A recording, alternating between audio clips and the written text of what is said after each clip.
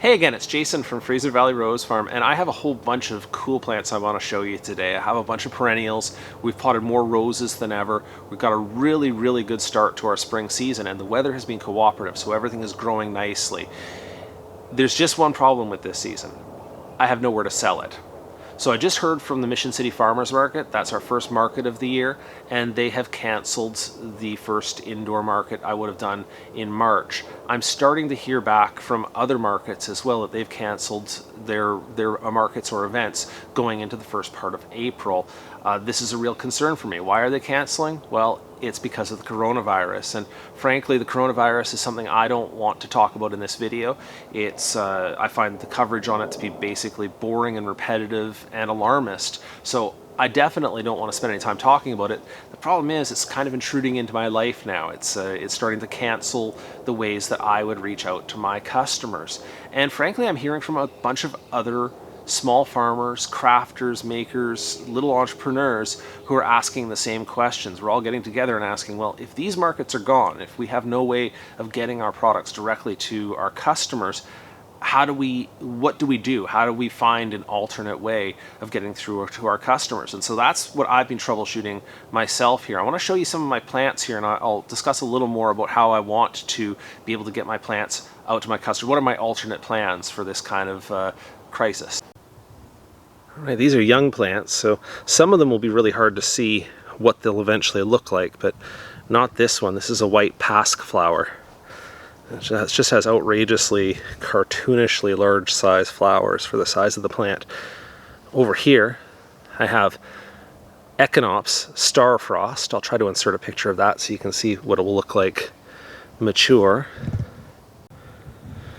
And I always make up a few trays of this, which is poached eggplant, and this one here, which is Ladybird poppy, and they're coming to size now, but they always sell very well because they have cute names and cute pictures. They're also really good for beneficial insects in your garden.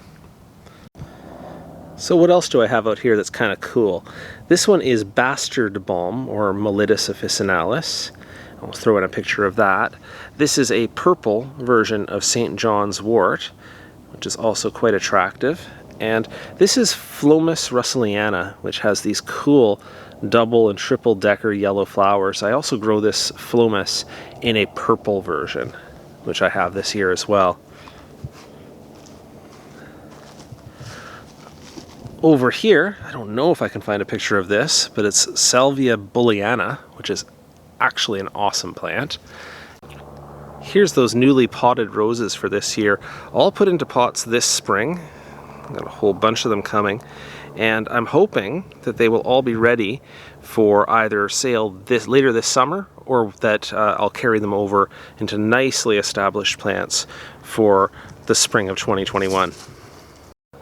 In addition to all my own root roses that are carried over from my own stock that I've been producing from specialty roses, I've also brought in a whole bunch of bare root roses from US suppliers, and this is just to balance out my assortment. I mean, some people are interested in the oddball things that I grow that are rare or unusual or uncommon and have special features from history, but some people just want a nice grandiflora or floribunda that's colorful and in the latest styles.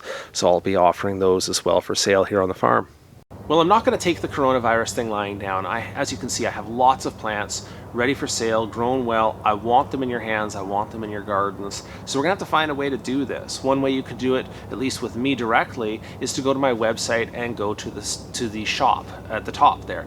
I have a selection of my small roses. These are the ones in 9cm pots that are ready for sale to be shipped all the way across Canada. So that's one way I can stay in business with you. The second thing I'll say is that for those local customers who have been canceled by these events, your orders are not canceled. Your orders are still here.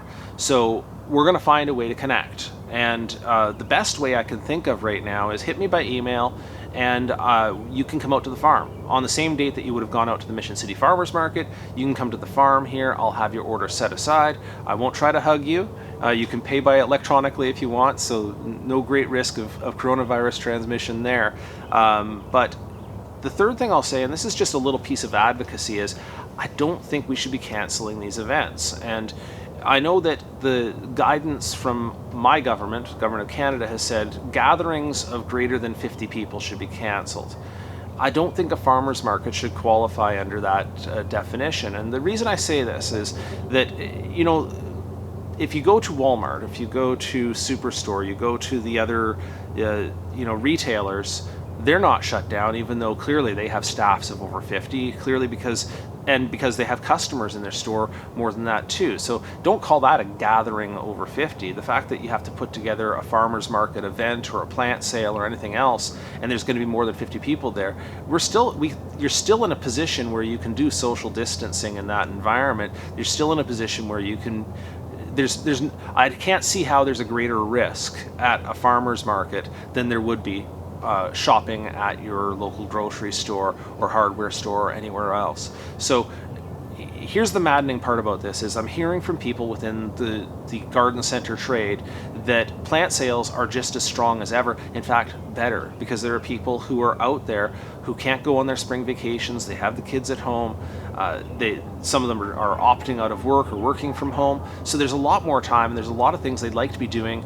It's a beautiful spring, they'd like to buy the plants. So if we just shut down those little events like farmers markets and plant sales and those kinds of events, what we really do is we're not going to stop selling plants into the market. We're just going to shut out little guys like me. We're going to shut out the small farmers. And I think what this is going to do to food security locally, if your local farmers can't find a way to get their food to market, when food security is really a big concern right now, but now we're going to cancel their events to distribute their goods, I think there's a way to do both. I think there's a way to safeguard yourself from and take sensible precautions about the virus, but also not cancel these events for the season. That's my view on it, is that I don't think a farmer's market, if people are being sensible, presents a greater risk than any other way of doing it.